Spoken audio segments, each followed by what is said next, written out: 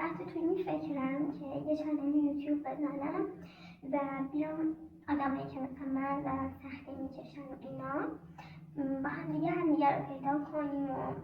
بتونیم با هم حرف بزنیم و از این مشکلاتمون بگیم. میدونین من بزرگترین سختی که تو زندگیم کشیدم، یعنی از وقتی که یادمه، یعنی از وقتی که بچه بودم، اینی که پشت مامه نداشتم. میدونی پدر نداشتن به نظر من میتونه سخت‌ترین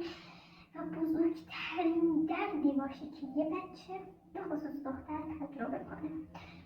من خیلی وقت توی فکر بودم که بیام یه کانال بزنم و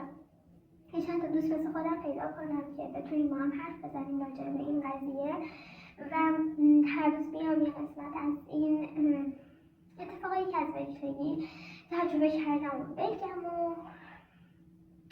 شاید یکی تونست به من کمک کنه، من تونستم به یکی کمک کنم و امیدوارم همین اتفاق بیفته، چون الان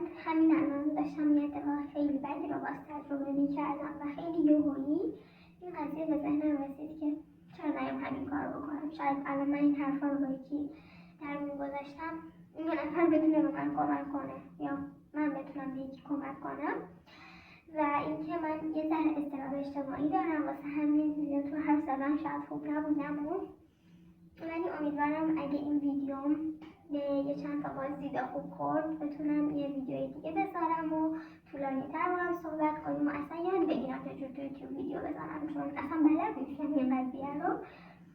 و همین دیگه.